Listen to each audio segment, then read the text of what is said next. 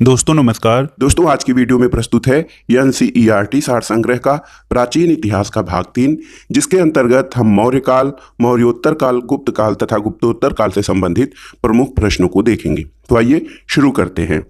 मौर्य साम्राज्य से संबंधित महत्वपूर्ण प्रश्न। वृहद स्तर पर केंद्रित प्रथम भारतीय साम्राज्य स्थापित किया गया था, तो ये चंद्रगुप्त मौर्य के द्वारा।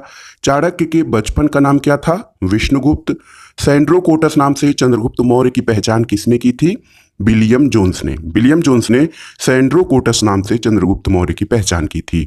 चंद्रगुप्त मौर्य का विशिष्ट रूप से वर्णन किसके ग्रंथ में मिलता है? तो विशाख दत्त के ग्रंथ में।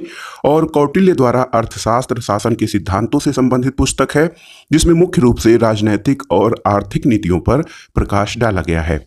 अगला प्रश्न है, बुलंदी बाग नामक प्राचीन स्थान कहाँ पर स्थित है? पाटलिपुत्र में। मैकियावेली के प्रसिद्ध ग्रंथ द प्रिंस की तुलना किससे की जा सकती है?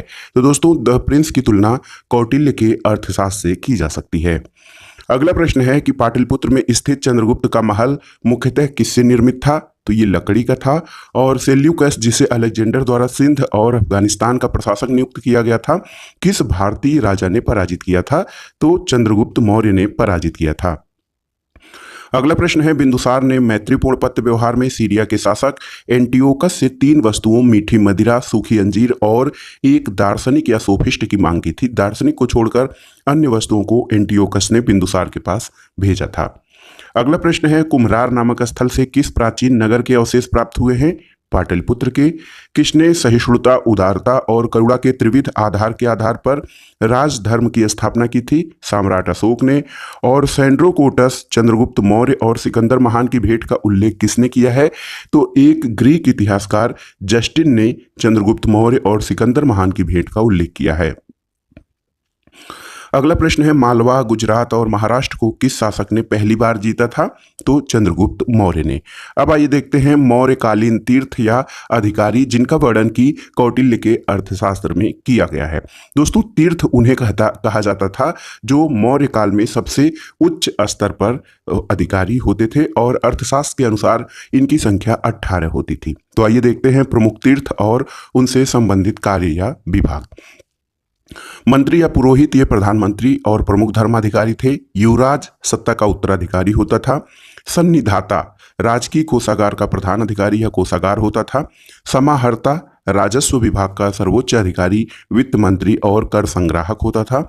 मंत्रिपरिषद के अध्यक्ष होते थे। प्रदेष्टा, फौजदारी न्यायालय का न्यायाधीश या कमिश्नर होता था। व्यवहारिक, दीवानी न्यायालय का प्रमुख न्यायाधीश। नायक, सेना का संचालक अथवा नगर रक्षा का अध्यक्ष होता था। सेनापति जो होता था वो सेना का अध्यक्ष या सर्वोच्च सैन्य कमांडर होता था। अंतर्वशिक, ये सम्राट का अंगरक्षक और सेना का प्रधान अधिकारी होता था। देखिए कर्मांतिक जो था, घरेलू उद्योग धंधों और कारखानों का प्रधान निरीक्षक अध्यक्ष होता था। प्रशासता, राजकीय आज्ञाओं को लिपिबद्ध करने और राजकोषीय दस्तावेजों को सुरक्षित रखने वाला। दंडपाल जो था वो सैन्य सामग्री का प्रबंध करने वाला प्रमुख अधिकारी था। और दुर्गपाल देश के भीतरी दुर्गों का प्रबंधक था। अंतपाल, सीमावर्ती दुर्गों का रक्षक। आटविक, बहुत ही महत्वपूर्ण है, आटविक वन विभाग का सर्वोच्च अधिकारी होता था।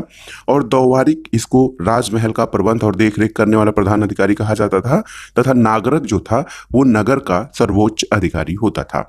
मौर्यकालीन अधिकारी पौतवाध्यक्ष का प्रमुख कार्य क्या होता था? तो पौतवाध्यक्ष जो है वो माप तौल का कार्य करता था। दोस्तों गुर्जरा, मस्की, नेट्टूर और उद्गोलम, इन 4 अभिलेखों में अशोक के वास्तविक नाम यानी अशोक का उल्लेख मिलता है। याद रखिएगा, गुर्जरा, मास्की, नेट्टूर और उद्गोलम। अगला प्रश्न है दोस्तों कि किस मौर्य दक्कन की विजय शासक ने प्राप्त की थी? तो किस मौर्य शासक ने दक्कन की विजय प्राप्त की थी? चंद्रगुप्त मौर्य ने। और यह किस अभिलेख से प्रमाणित होता है कि चंद्रगुप्त मौर्य का प्रभाव पश्चिम भारत तक था? तो ये था रुद्रदामन का जूनागढ़ अभिलेख। चंद्रगुप्त मौर्य अपने जीवन के अंतिम दिनों में श्रवण बेलागोला चले गए थे, जहां उन्होंने जैन विधि से उपवास पद्धति या संलेखना पद्धति के द्वारा अपने प्राण त्याग दिए थे। मगध साम्राज्य में रज्जुक किसे कहा गया है? तो मौर्य शासन में भूमि मापक अधिकारी को रज्जुक कहा गया है। ब्राह्मी लिपि को प्रथम पहचान किस पर उत्कीर्ण पट्टियों के अक्षरों से की गई है? तो ये पत्थर की पट्टियों पर। सम्राट अशोक का शिलालेख शाहबाजगढ़ी से प्राप्त हुआ है। शाहबाजगढ़ी कहाँ है? तो वर्तमान में पेशावर, पाकिस्तान में स्थित है शाहबाजगढ़ी। अशोक के शिलालेखों में प्रयुक्त भाषा कौन सी थी? तो ये दोस्तों प्रयुक्त भाषा थी प्राकृत। अशोक के अभिलेखों के खोजकर्ता यहाँ पर देख लेते हैं तो धौली अभिलेख, ये इसके खोजकर्ता किट्टू थे 1837 में। भाब्रू शिलालेख कैप्टन बर्ट ने 1840 में खोज की थी। बराबर और नागार्जुनी गुफा हैरिंगटन ने 1785 में। दिल्ली टोपरा शिलालेख की खोज कैप्टन पोलियर ने 1785 में की थी। और दिल्ली मेरठ स्तंभ लेख पैंड्रे टिफेंथलर ने 1750 में। मानसेहरा अभिलेख की खोज कैप्टन ले ने 1889 में किया था। कालसी शिलालेख जॉन फॉरेस्ट 1860 में। रुम्मिनदाई शिलालेख फिहरर ने 1896 में किया। जौगढ़ अभिलेख सर वाल्टर इलियट 1850 में। गिरनार अभिलेख लेफ्टिनेंट कर्नल टाड ने 1822 में। और शहबाजगढ़ी एक फ्रांसीसी अधिकारी ने 1836 में किया था। देखिए, इलाहाबाद स्तंभ लेख की खोज टी.एस. बर्ट ने 1834 में। और मस्की अभिलेख जो है दोस्तों, इसकी खोज बीडेन ने 1915 में किया था। इसके अलावा निगाली सागर फिहरर ने 1895 में।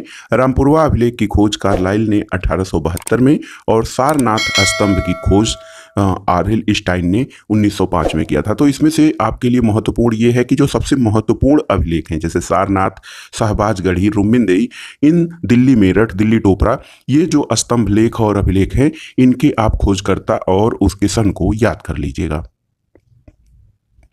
अगला प्रश्न देखते हैं। अगला प्रश्न है कि अशोक ने बौद्ध होने के बाद भी हिंदू धर्म में आस्था नहीं छोड़ी थी, इसका प्रमाण कहाँ से मिलता है? तो देवनाम्पी पेदस्सी यानी देवों का प्यारा उपनाम से ये पता चलता है कि बौद्ध होने के बावजूद हिंदू धर्म में उसने आस्था नहीं छोड़ी थी। प्राक अशोक ब्राह्मी लिपि का पता किस स्थान से चलता है? श्रीलंका स्थित अनुराधापुर से। सारनाथ स्तंभ का निर्माण किसने करवाया था? अशोक ने। और भारतीय उपमहाद्वीप का शासक कौन था जिसने अभिलेखों के माध्यम से शासनादेश जारी किए? वो अशोक था। और वह स्तंभ कौन सा है जिसमें अशोक ने स्वयं को मगध का सम्राट बताया है? बहुत ही महत्वपूर्ण है, भाब्रू स्तंभ, राजस्थान।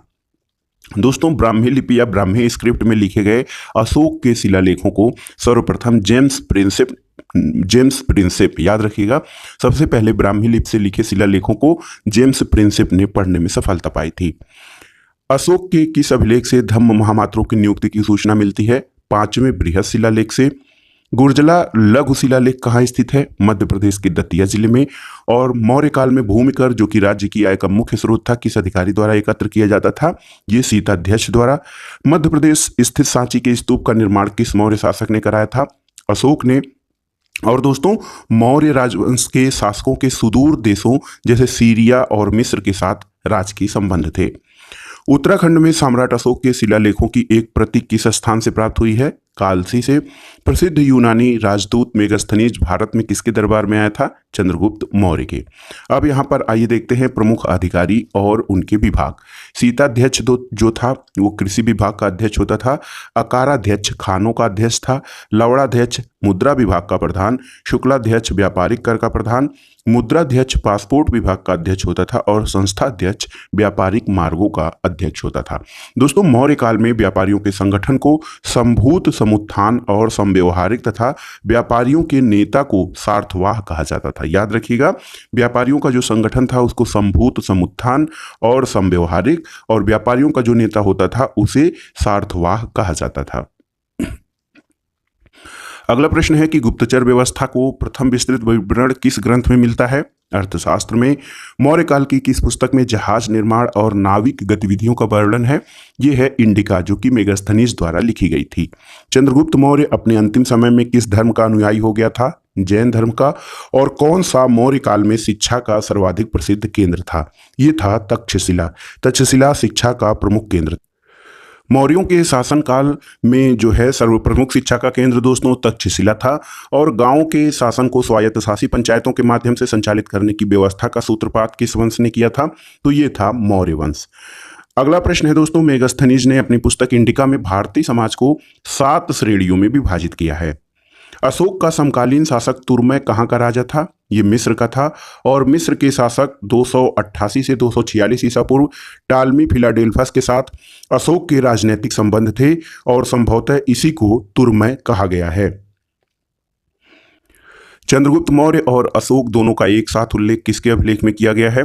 तो यह है महाक्षत्रप रुद्रदामन का जूनागढ़ अभिलेख। इसमें चंद्रगुप्त मौर्य और अशोक दोनों का एक साथ उल्लेख किया गया है। दोस्तों, भाग और बलि किसके प्रमुख स्रोत थे? तो ये राजस्व के स्रोत थे। गिरनार क्षेत्र में एक झील का निर्माण किस शासक ने करवाया था? यह है चंद्रगुप्त मौर्य। दोस्तों, कौशाम्बी और प्रयागराज के स्तंभों में अशोक की रानी कौरुवाकी द्वारा दान किए जाने का उल्लेख मिलता है। इसे रानी का अभिलेख भी कहा जाता है। तो रानी कौरुवाकी का दान दिए जाने का अभिलेख जो है उसको रानी का अभिलेख भी कहा जाता है, जो कौशाम्बी और प्रयाग के स्तंभों में मिलता है। प्राचीन भारत के किस ग्रंथ में पति द्वारा परित्यक्त पत्नी के लिए विवाह विच्छेद की अनुमति दी गई थी? अर्थशास्त्र में। और कलिंग युद्ध की विजयों और क्षत्रियों का वर्णन अशोक के किस शिलालेख में है? 13वें शिलालेख में। तो कलिंग युद्ध की विजय का वर्णन 13वें शिलालेख में है। अशोक के अभिलेखों से किस दक्षिणी राज्य के अतिरिक्त सभी दक्षिणी राज्यों का उल्लेख मिलता है? तो सातवाहन राज्य के अतिरिक्त अन्य सभी दक्षिणी राज्यों का उल्लेख अशोक के अभिलेखों में मिलता है। अंतिम मौर्य सम्राट कौन था? याद रखिएगा, बृहद्रथ, जो कि अंतिम मौर्य सम्राट था। मौर्यों की जल संसाधन व्यवस्था की जानकारी किस अभिलेख से प्राप्त होती है? रुद्रदामन का गिरनार अभिलेख। और अशोक का समकालीन मिस्र का राजा कौन था? तो वो था अलेक्जेंडर। अगला प्रश्न है दोस्तों, सेल्यूकस निकेटर जिसे चंद्रगुप्त मौर्य ने अफगानिस्तान प्राप्त किया था, वह कहाँ का शासक था? तो सेल्यूकस निकेटर जो था वो सीरिया बेबीलोन का शासक था। और अशोक के पश्चात देवनाम्पिय की उपाधि किसने धारण की थी? तो वो था दशरथ। आइए देखते हैं अशोक की प्रमुख उपाधियां। अशोक जो है वो मस्की लघु शिलालेख में है। देवनाम प्रियस या अशोक राजा गुर्जरा लघु शिलालेख में। अशोक मौर्य रुद्रदामन का जूनागढ़ अभिलेख में। प्रियदर्शी राजा बराबर गुहा लेख में। प्रियदर्शी राजा मगध भाब्रू बैराट लघु शिलालेख में। और प्रियदर्शी राजा कंधार बृहद शिलालेख में। दीपवंश महावंश में। अशोक वर्धन पुराणों में। राजा अशोक नेटूर लघु शिलालेख में। और राजा अशोक देवनाम्पीय ये उद्गोलम लघु शिलालेख में इसकी उपाधि है। अशोक ने अपने पिता बिंदुसार के शासनकाल में किस क्षेत्र में विद्रोह का दमन किया था? वो तक्षशिला था। और अपने ऊपर आश्रित बच्चों और पत्नी की समुचित व्यवस्था किए बिना भिक्षु बनने वालों के लिए किसने दंड का प्रावधान किया था? कौटिल्य ने। खरोष्ठी लिपि की उत्पत्ति किससे हुई? आरमाइक भाषा से। और कौटिल्य किसके प्रधानमंत्री थे? दोस्तों, कौटिल्य विष्णु शर्मा गुप्त या चाणक्य एक ही व्यक्ति के नाम माने जाते हैं, जो कि चंद्रगुप्त मौर्य के सेनापति थे, प्रधानमंत्री थे। मौर्यों के पश्चात भारत की उत्तर पश्चिम सीमा पर किसका अधिकार हुआ? बैक्ट्रियन शासकों का। और मौर्य शासन व्यवस्था में रूपदर्शक नामक अधिकारी का कार्य क्या था? रूपदर्शक सिक्कों का परीक्षण करता था। वह मौर्य राजा जो अमित्रघात के नाम से जाना जाता है वो बिंदुसार था। आइए देखते हैं मौर्य काल में जो मुद्रा का प्रचलन था, तो इस काल में चांदी और तांबे के सिक्कों का उल्लेख मिलता है। चांदी के सिक्कों के आधार पर 4 प्रकार जो है पड़, अर्धपड़, पाद और अष्टभाग थे। तांबे के सिक्कों के प्रकार जो थे माशक, अर्धमाशक, काकड़ी और अर्धकाड़िक थे। अशोक ने अपने राज्याभिषेक के 8वें वर्ष यानी 261 ईसा पूर्व में कलिंग पर आक्रमण करके उस पर विजय प्राप्त की थी। तो याद रखिएगा, कलिंग ने अपने राज्याभिषेक के 8वें वर्ष में कलिंग पर आक्रमण किया था। अब आइए देखते हैं मौर्योत्तर काल से संबंधित प्रमुख प्रश्नों को। सिमुक किस वंश का संस्थापक था? तो सिमुक सातवाहन वंश का संस्थापक था। आंध्र के सातवाहन राजाओं की सबसे लंबी सूची किस पुराण में मिलती है? मत्स्य पुराण में। सातवाहनों की राजधानी कहाँ थी? अमरावती में। सातवाहन काल का सर्वश्रेष्ठ शासक कौन था? गौतमी पुत्र सातकर्णी। दोस्तों, गौतमी पुत्र सातकर्णी ने वेड़ कटक स्वामी की उपाधि धारण की थी और वेड़ कटक नामक नगर की स्थापना की थी। इसे वेदों का आश्रय कहा गया है। कुषाण शासक कनिष्क का राज्याभिषेक कब हुआ था? तो उसका राज्याभिषेक 78 ईस्वी यानी शक संवत के प्रारंभ में, उसी समय से शक संवत का प्रारंभ हुआ था 78 ईस्वी से। और कनिष्क का राज्याभिषेक का जो समय है वो 78 ईस्वी है। उत्तर और उत्तरी पश्चिमी भारत में सर्वाधिक संख्या में तांबे के सिक्कों को किसने जारी किया? कुषाणों ने। विक्रम और शक संवत में कितने वर्षों का अंतर है? याद रखिएगा, 135 यानी 135 ईयर्स का अंतर है विक्रम और शक संवत में। मौर्यों के बाद दक्षिण भारत में सबसे प्रभावशाली राज्य कौन था? तो ये था सातवाहन वंश का राज्य। शुंग वंश के बाद किस वंश ने भारत पर आक्रमण किया? कण्व वंश ने। और कनिष्क को किस चीनी जनरल ने पराजित किया था? कनिष्क को पान चाउ नामक चीनी जनरल ने पराजित किया था। और किस वंश के साम्राज्य की सीमाएं भारत से बाहर तक जा फैली हुई थी? तो ये था कुषाण वंश। दोस्तों, कुषाण वंश में उसकी सीमाएं भारत से बाहर तक फैली हुई थी। विक्रम संवत कब से प्रारंभ हुआ था? तो 57 ईसा पूर्व। याद रखिएगा 57 ईस्वी नहीं है, बल्कि 57 ईसा पूर्व से विक्रम संवत का प्रारंभ हुआ था और 78 ईस्वी से जो है वो शक संवत का प्रारंभ हुआ था। इसीलिए इन दोनों में 135 वर्ष का अंतर है। कलिंग नरेश खारवेल किस वंश से संबंधित थे? चेदी वंश से। प्रथम ईरानी शासक कौन था? डेरियस प्रथम। और अफगानिस्तान में स्थित बामियान किसके लिए प्रसिद्ध था? ये बुद्ध की विशाल प्रतिमाओं के लिए प्रसिद्ध था। किसके सिक्कों पर मातृदेवी उमा का नाम मिलता है? कुषाण शासक के। चतुर्भुजी विष्णु के सिक्के किसने चलाए? हुविस्क ने। और बुद्ध का अंकन किसके सिक्कों पर हुआ है? कनिष्क के सिक्कों पर बुद्ध का अंकन हुआ है। यौधेय सिक्कों पर किस देवता का चित्रांकन मिलता है? तो ये है दोस्तों कार्तिकेय का चित्रांकन यौधेय सिक्कों पर मिलता है। भारतीय और यूनानी ग्रीक कला शैली के सम्मिश्रण को गांधार शैली के नाम से जाना जाता है। और प्राचीन भारत में सर्वप्रथम सोने के सिक्के किसने जारी किए थे? बहुत ही महत्वपूर्ण है, कुषाणों ने सबसे पहले सोने के सिक्के जारी किए थे। कनिष्क का राजवैद्य कौन था? तो ये था चरक। कनिष्क किस संप्रदाय से संबंधित था? महायान बौद्ध संप्रदाय से। और किस राजवंश ने हत्या करके सत्ता हथियाई और उसका भी अंत हत्या के द्वारा हुआ था? ये था सुंग वंश। भारत के यूनानी शासकों में से किसकी स्मृति भारतीय साहित्यिक ग्रंथों में सर्वाधिक सुरक्षित है? वो है मिनांडर की। और मौर्योत्तरकालीन विदेशी आक्रमणकारी यहाँ पर देखते हैं हिंद यवन, इनका भारत में आक्रमण 190 ईसा पूर्व में हुआ। इनका मूल निवास स्थान जो है हिंद यवनों का बैक्ट्रिया और अफगानिस्तान था। इनके सर्वाधिक प्रसिद्ध शासक मिनांडर और मिलिंद साकल थे और राजधानी इनकी वर्तमान सियालकोट में थी। इसके अलावा शक या सीथियन जो 90 ईसा पूर्व में इनका भारत आगमन हुआ, ये सीरिया और ईरान के रहने वाले थे। नहपान जो है पश्चिमी भारत में इनका सर्वाधिक प्रसिद्ध शासक था। महाराष्ट्र से प्राप्त अभिलेखों और सातवाहन में इनका उल्लेख है। पार्थियन या पहलव जो थे वो पहली सदी ईसा पूर्व के अंत में भारत आगमन हुआ। पार्थिया और ईरान में इनका मूल निवास स्थान था। गोंडो फर्नीज इनका सर्वाधिक प्रसिद्ध शासक था और बेग्राम अफगानिस्तान में विशाल संख्या में इनके सिक्के मिलते हैं। इसके अलावा कुषाण और यूची 15 ईस्वी में इनका भारत आगमन हुआ। चीनी और तुर्किस्तान इनका मूल स्थान था। और कुषाण वंश का सर्वाधिक महत्वपूर्ण शासक कनिष्क हुआ। उज्जैनी वर्तमान उज्जैन और पुरुषपुर और वर्तमान पेशावर ये इनकी राजधानी थी।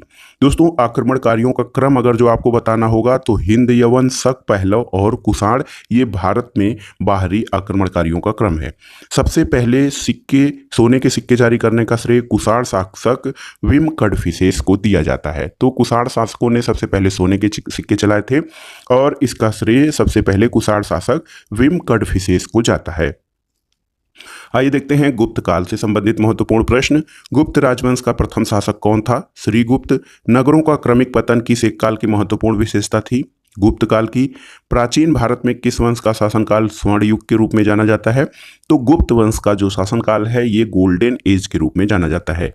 गुप्त वंश का जो शासनकाल का अवधि रहा वो क्या था? 275 से 550 ईस्वी है, ये गुप्त वंश का शासनकाल है। भारत का नेपोलियन बहुत ही महत्वपूर्ण है, नेपोलियन ऑफ इंडिया, ये समुद्रगुप्त को कहा जाता है। समुद्रगुप्त प्रथम गुप्त शासक था जिसने परम भागवत की उपाधि धारण की थी और इसके बाद गुप्त शासक चंद्रगुप्त द्वितीय ने भी परम भागवत की उपाधि धारण की थी। तो याद रखिएगा समुद्रगुप्त प्रथम गुप्त शासक था जिसने परम भागवत की उपाधि धारण की थी। लेकिन कई बार प्रश्न ये पूछता है कि परम भागवत की उपाधि किसने धारण की थी, तो इसमें चंद्रगुप्त द्वितीय ऑप्शन जो होता है वो देता है, समुद्रगुप्त प्रथम का नहीं। गुप्त संवत की स्थापना किस शासक ने की थी? चंद्रगुप्त प्रथम ने। और किस गुप्त राजा भी एक अन्य नाम, किस गुप्त राजा का एक अन्य नाम देवगुप्त था? तो ये था चंद्रगुप्त द्वितीय। दोस्तों गुप्त काल में उत्तर भारतीय व्यापार किस पत्तन से संचालित होता था? तो ये था ताम्रलिप्ति बंदरगाह। और इलाहाबाद स्तंभ अभिलेख या प्रयाग प्रशस्ति में समुद्रगुप्त के शासनकाल और सैन्य अभियानों के बारे में जानकारी मिलती है। किस गुप्त शासक ने सर्वप्रथम सिक्के जारी किए थे? चंद्रगुप्त प्रथम ने। गुप्तकालीन स्वर्ण मुद्रा को क्या कहा जाता था? तो ये था दीनार। दीनार गुप्तकालीन स्वर्ण मुद्रा का नाम था। दिल्ली की कुव्वतुल इस्लाम मस्जिद के प्रांगण में स्थित प्रसिद्ध लौह स्तंभ किसकी स्मृति में बनाया गया था? चंद्रगुप्त विक्रमादित्य की स्मृति में। और किस शासक को शक विजेता कहा जाता है? तो ये हैं चंद्रगुप्त द्वितीय, यानी चंद्रगुप्त विक्रमादित्य को शक विजेता कहा जाता है। गुप्त शासकों की प्रमुख उपाधियों के बारे में जानते हैं। श्रीगुप्त, इसने आदिराज और महाराज की उपाधि धारण की थी।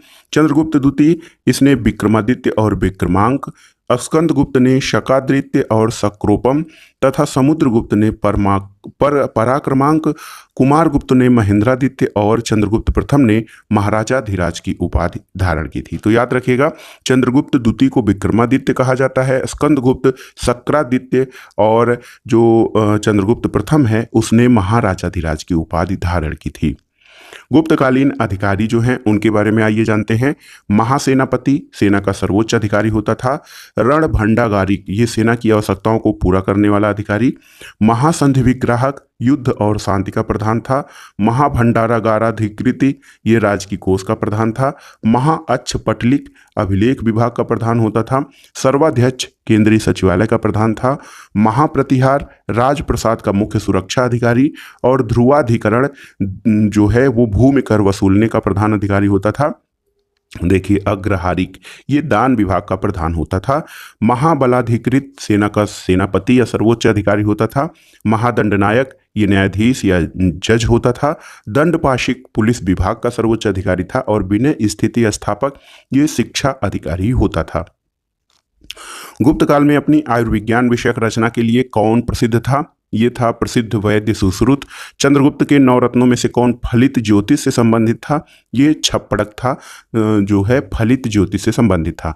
दोस्तों, चंद्रगुप्त द्वितीय जिसका कि शासनकाल 375 से 415 ईस्वी तक है, वह स्वयं एक विद्वान था और विद्वानों का आश्रय देता था। उसके दरबार में 9 विद्वानों का एक समूह निवास करता था जिसको कि 9 रत्न कहा जाता है। इसमें कालिदास, धन्वंतरी, छपड़क, शंकु, बेताल भट्ट, अमर सिंह, घटरपर, बाराहमिहिर और वररुच जैसे विद्वान थे।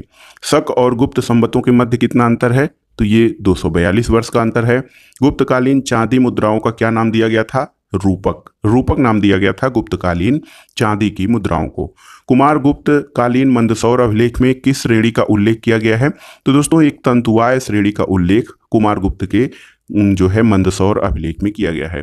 दोस्तों, सुपिया का लेख में ये मध्य प्रदेश के रीवा जिले में स्थित है। यहाँ पर गुप्त वंश को घटोत्कच वंश भी कहा जाता है। तो याद रखिएगा, मध्य प्रदेश के रीवा जिले में स्थित सुपिया का लेख में गुप्त वंश को घटोत्कच वंश कहा गया है।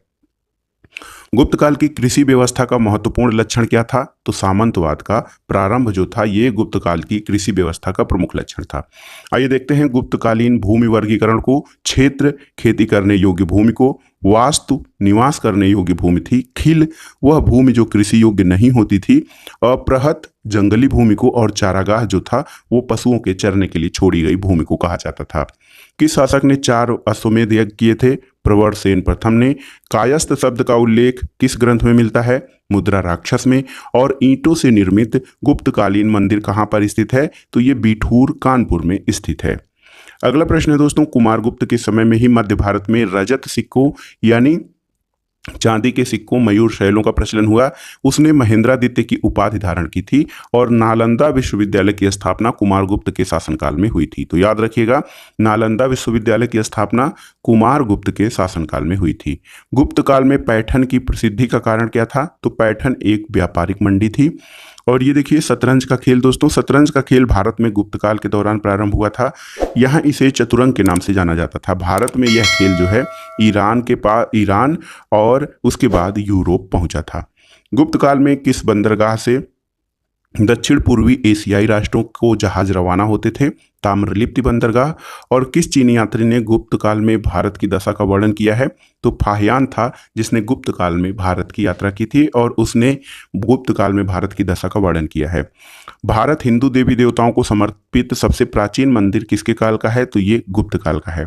दोस्तों, सती प्रथा का सर्वप्रथम अभिलेखिक साक्ष्य ईरण अभिलेख से प्राप्त हुआ था। यह अभिलेख 510 ईस्वी का है जिसमें गोपराज नामक सेनापति के स्त्री के सती होने का उल्लेख मिलता है। गुप्त काल में चीन से भारत में किस वस्तु का आयात किया जाता था? रेशमी कपड़े। रेशमी कपड़ों का आयात भारत में चीन से किया जाता था गुप्त काल में। गणराज्यों के अंत के लिए कौन उत्तरदायी था? ये समुद्रगुप्त था। गुप्त काल का प्रसिद्ध खगोल शास्त्री आर्यभट्ट था और गुप्तकालीन चित्रकला का उत्कृष्टतम रूप कहाँ मिलता है? अजंता की गुफाओं में। दोस्तों, विशाख दत्त द्वारा रचित देवी चंद्रगुप्तम में ये उल्लेख मिलता है कि चंद्रगुप्त द्वितीय ने अपने बड़े भाई रामगुप्त की हत्या की थी। बहुत ही महत्वपूर्ण तथ्य है कि विशाख दत्त द्वारा रचित जो नाटक है देवी चंद्रगुप्तम, इसमें ये उल्लेख मिलता है कि चंद्रगुप्त द्वितीय ने अपने बड़े भाई रामगुप्त की हत्या की थी। अगला प्रश्न है, किसके स्वर्ण सिक्के में हीन यानी मिलावट धातु का प्रतिशत सर्वाधिक है? स्कंदगुप्त में। गुप्त काल में लिखित संस्कृत नाटकों में स्त्रियों और शूद्रों के संवाद किस भाषा में हैं? तो गुप्त काल में जो नाटक लिखे गए संस्कृत नाटक, उसमें स्त्री और शूद्र प्राकृत भाषा में बात करते थे। गुप्त वंश का अंतिम शासक कौन था? विष्णुगुप्त था। चंद्रगुप्त द्वितीय विक्रमादित्य को किस कारण से सकार कहा जाता है? शकों पर विजय के कारण चंद्रगुप्त द्वितीय यानी चंद्रगुप्त विक्रमादित्य को शकार का उपाधि धारण किया था। किस अभिलेख में समुद्रगुप्त को लिच्छवी दौहित्र बताया गया था? तो यह है प्रयाग अभिलेख। और हूणों ने स्कंदगुप्त के शासनकाल में आक्रमण किया था। इसमें स्कंदगुप्त ने हूणों पर विजय प्राप्त की थी। तो याद रखिएगा, हूणों का आक्रमण स्कंदगुप्त के समय काल में हुआ था और स्कंदगुप्त ने उन पर विजय प्राप्त की थी। गुप्त काल में श्रेणियों से बड़ी संस्था जिसको शिल्प श्रेणी या सदस्य थी, उसको क्या कहा जाता था? उसको निगम कहा जाता था। अग्रहार क्या होता था? दोस्तों, ब्राह्मणों को दिया जाने वाला जो भूदान था उसको अग्रहार कहा जाता था। विदिशा के पास उदयगिरी युद्ध गुफाओं का निर्माण किस काल में हुआ था? तो ये गुप्त काल में हुआ था। विदिशा के पास उदयगिरी बुद्ध गुफाओं का निर्माण। वाराह गुफा का निर्माण किस देवता के सम्मान में करवाया गया था? भगवान विष्णु के। यहाँ पर देखिए, गुप्त साम्राज्य के समकालीन राजवंश जो हैं वो और उनके संस्थापक। वाकाटक राजवंश जो था ये 255 ईस्वी में था। विंध्य शक्ति इसका संस्थापक था।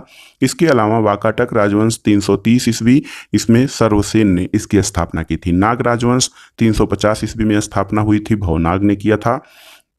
त्रैककूट राजवंश 415 ईस्वी में इंद्रदत्त द्वारा और हूण राजवंश की स्थापना 500 ईस्वी में तोरमार द्वारा की गई थी। ये देखिए, माथुर राजवंश ये 325 ईस्वी में अच्युत और 350 ईस्वी में इसका शासक शंकर वर्मन रहा। तो इसमें सबसे महत्वपूर्ण है देखिए वाकाटक राजवंश, विंध्य शक्ति और सर्वसेन को इसका संस्थापक माना जाता है। इसके अलावा यहाँ पर देखिए हूण राजवंश का संस्थापक तोरमार को माना जाता है। दोस्तों, कल्हड़ जिनको कि भारत का सबसे पहले इतिहास लिखने का, क्रमबद्ध इतिहास लिखने का दर्जा मिला हुआ है इनको। कल्हड़, इनकी रचना राजतरंगिणी है। कल्हड़ के अनुसार अशोक ने अपने शासन के 7वें वर्ष में कश्मीर को जीता था और कश्मीर में श्रीनगर की स्थापना की थी। तो याद रखिएगा, श्रीनगर की स्थापना अशोक के द्वारा की गई थी। अब आइए देखते हैं गुप्तोत्तर काल से संबंधित महत्वपूर्ण प्रश्न। गुर्जर प्रतिहार वंश की स्थापना किसने की थी? नागभट्ट प्रथम ने। राष्ट्रकूट साम्राज्य की स्थापना दंतिदुर्ग ने की थी। गुप्तोत्तर काल में भारत में मुख्यतः किसका आयात किया जाता था? घोड़ों का आयात किया जाता था। और मौखरी शासकों की राजधानी कहाँ स्थित थी? मौखरी वंश के शासकों की राजधानी कन्नौज में स्थित थी। दोस्तों, सम्राट हर्षवर्धन इसने अपने शासनकाल में कन्नौज और प्रयाग में 2 बौद्ध महासम्मेलनों का आयोजन किया था। बाल विवाह की प्रथा किसके शासनकाल में प्रारंभ हुई थी? कुषाण काल में। और प्राचीन भारत में सिंचाई कर को क्या कहा जाता था?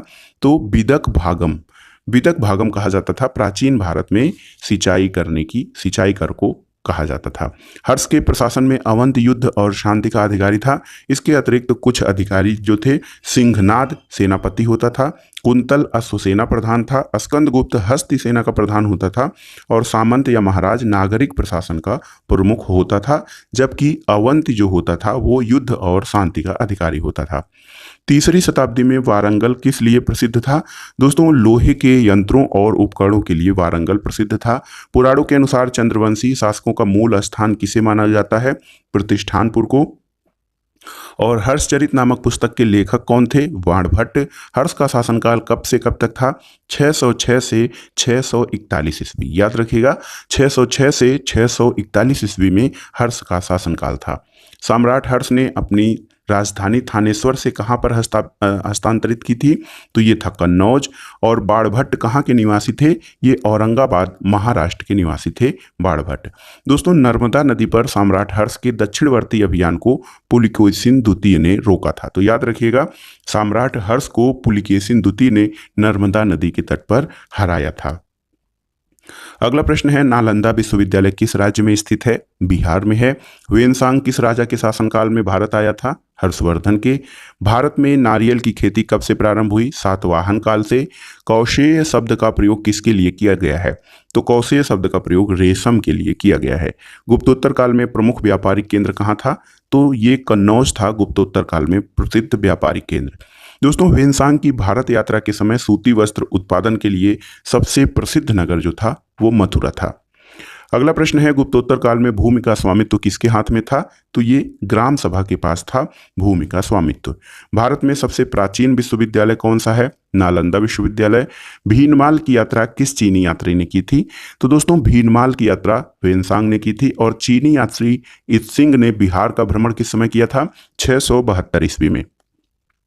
ये देखिए एक महत्वपूर्ण प्रश्न, हर्ष को 3 नाटकों प्रियदर्शिका, रत्नावली और नागानंद के रचयिता के रूप में जाना जाता है।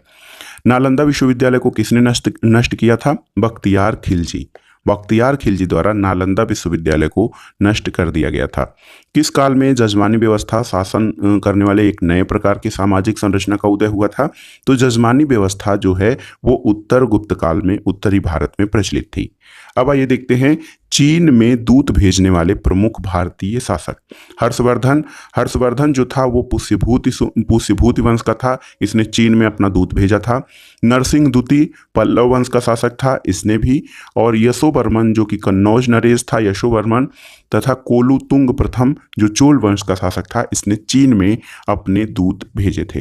दोस्तों, मौर्यों द्वारा निर्मित सुदर्शन झील जो कि काठियावाड़ गुजरात में स्थित है, इसका जीर्णोद्धार शक शासक रुद्रदामन प्रथम ने करवाया था। मौर्यों के द्वारा एक सुदर्शन झील का निर्माण कराया गया था जिसका जीर्णोद्धार शक शासक रुद्रदामन प्रथम ने करवाया था। तो ये था आज वीडियो। आपको कैसा लगा हमें कमेंट बॉक्स में जरूर बताइएगा। वीडियो देखने के लिए धन्यवाद दोस्तों। नमस्कार।